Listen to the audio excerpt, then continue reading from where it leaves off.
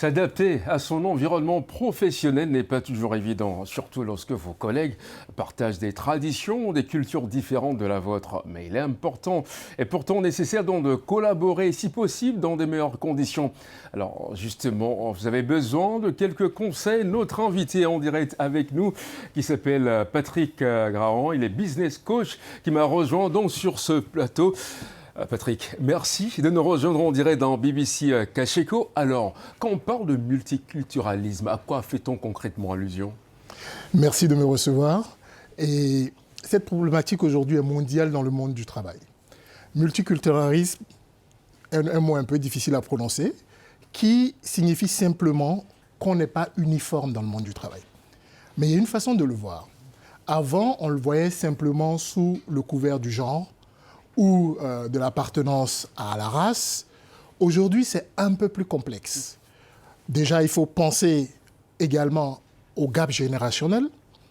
De plus en plus de personnes qui arrivent dans le monde du travail ont des écarts d'âge dont il faut tenir compte.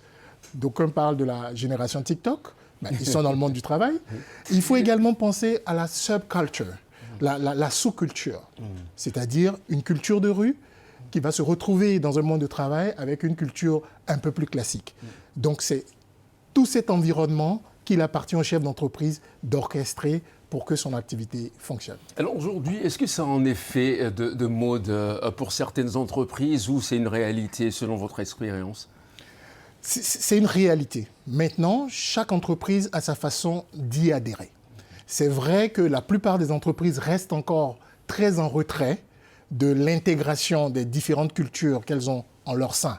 Ce que je peux dire, c'est que les employés représentent quelque part les clients, qui sont tout aussi divers. Si vous arrivez à accepter et à intégrer les cultures de vos employés, et comme je le dis, à faire le deal, vous projetez sur le marché une image d'une entreprise qui comprend que la diversité a lieu d'être et que la diversité est une force. Alors là, on parle de l'employeur, mais qu'en est-il des employés, eux aussi? C'est le même challenge. Ils ont le même challenge parce qu'en tant qu'employé, on vient avec notre passé, notre culture, nos références.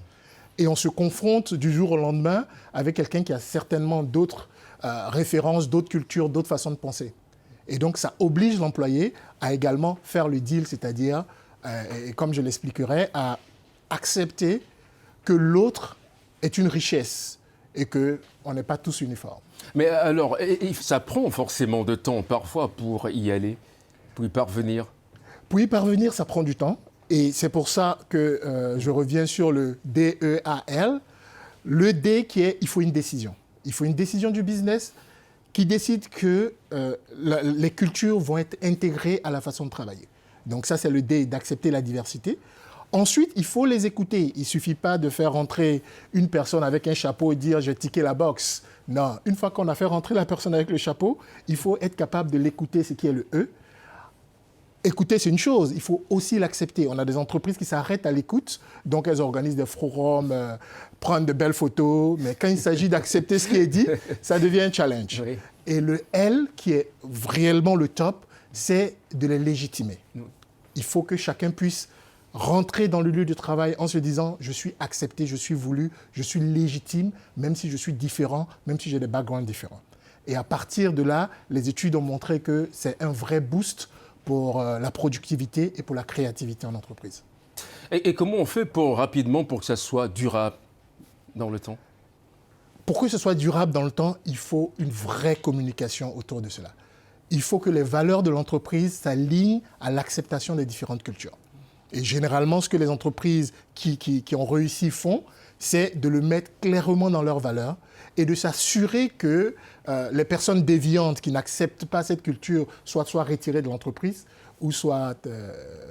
voilà. Alors, Patrick, merci beaucoup. Je dirais Ayokaka, ou Ayoka, comme ça se dit en BT chez toi en Côte d'Ivoire. Merci beaucoup, Ayo. Merci beaucoup et je rappelle que Patrick Grahan a été notre invité aujourd'hui dans cette édition de BBC Kasheko.